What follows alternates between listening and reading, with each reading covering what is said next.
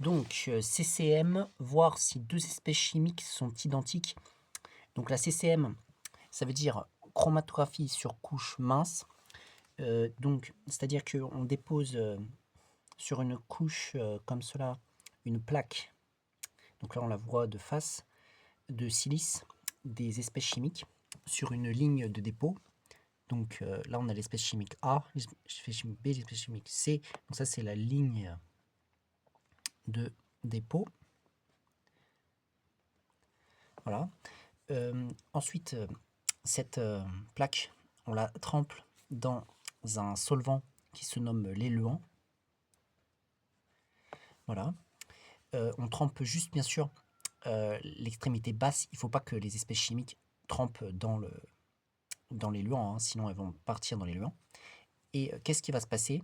L'éluant, par capillarité, va remonter comme cela sur cette plaque de silice et va entraîner avec elle, plus ou moins, les espèces chimiques, selon l'affinité pour l'éluant, selon l'affinité qu'elles ont pour l'éluant. Donc différentes espèces chimiques ne seront pas entraînées de la même manière. Donc ça, c'est, on va dire, donc la plaque. Généralement, c'est une plaque de silice que l'on utilise. Plaque de silice. C'est la phase stationnaire. Phase stationnaire. Ça, c'est l'éluant. C'est la phase mobile. Donc le solvant qui va monter sur la plaque, c'est la phase mobile parce qu'elle est mobile. L'autre, c'est la phase stationnaire. Et les espèces chimiques, selon qu'elles ont plutôt une affinité pour la phase stationnaire ou la phase mobile, elles vont plus ou moins monter, elles vont plus ou moins être retenues si elles ont une affinité pour la phase stationnaire et plus ou moins monter si elles ont une affinité pour la phase mobile. Voilà. Donc ensuite, ça, bon, bien sûr, on le met dans un éluant, la plaque, et l'éluant, bien sûr, il est dans une cuve, on va dire. Généralement, on dit une cuve de chromatographie. Voilà, une cuve CCM, chromatographie sur couche mince. Et bien sûr, on met un couvercle dessus pour ne pas que l'éluant qui monte sur la plaque sèche, parce qu'il peut bien sûr sécher avec les courants d'air qu'il peut y avoir, etc. Donc il faut qu'il n'y ait pas, que ce soit un peu l'atmosphère à l'intérieur soit saturée avec l'éluant sous forme de gaz pour ne pas qu'il soit que la plaque sèche et donc que la chromatographie ne fonctionne pas puisqu'il n'y aura plus d'éluant sur la plaque. Voilà.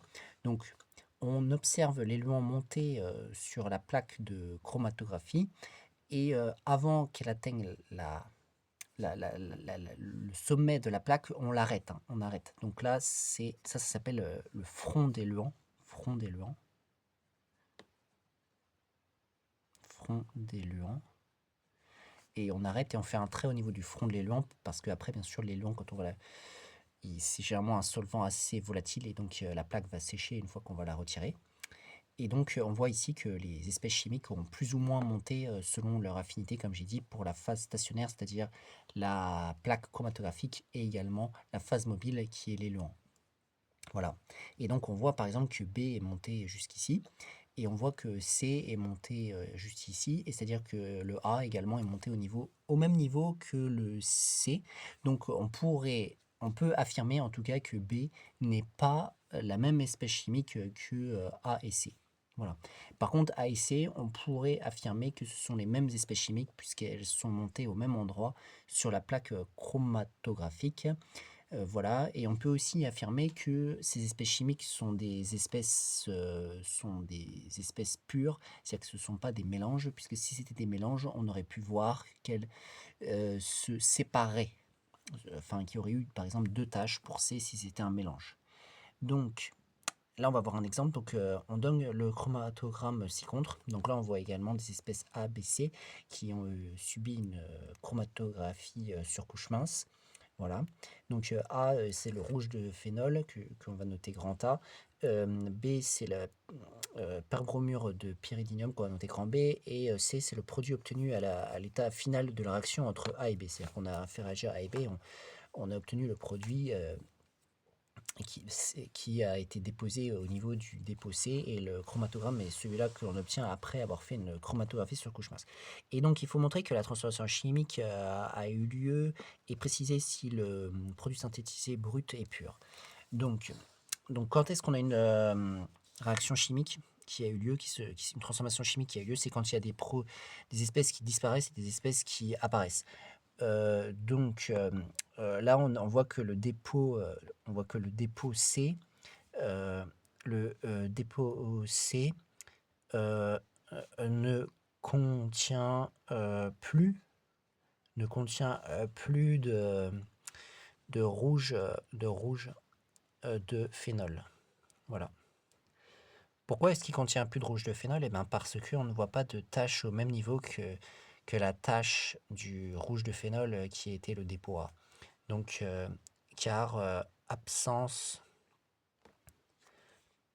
de tache au même niveau que dépôt A. Voilà, il n'y a pas de tache au niveau du dépôt A. Le dépôt A, c'était rouge de phénol. Donc du coup, il n'y a pas de tache au niveau de A. Donc du coup, il n'y a plus le rouge de phénol. Donc du coup, il y a une espèce chimique qui a disparu, et l'espèce chimique elle disparaissent uniquement par les transformations chimiques. Voilà, donc ça prouve que c'est bien une transformation chimique. Donc, il y a eu transformation chimique. Voilà. Il y a eu transformation chimique.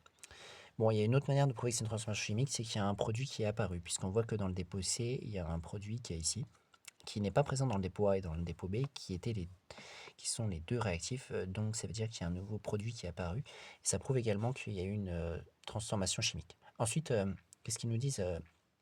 Ils nous ont demandé aussi si le produit synthétisé est brut, brut et pur. Donc le produit il n'est pas pur, hein. Le produit synthétisé n'est pas pur. Car il a au moins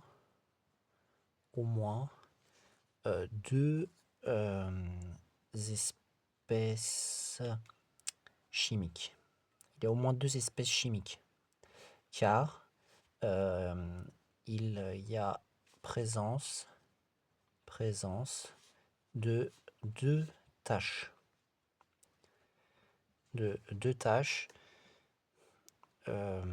Pour le dépôt C. Donc deux taches au niveau du dépôt C, cette tâche-là et cette tâche-là. Au niveau du dépôt C, ça veut dire deux espèces chimiques, parce qu'une espèce chimique migre au même endroit. Elle peut pas se séparer en deux tâches comme ça, très éloignées sur un chromatogramme, c'est impossible.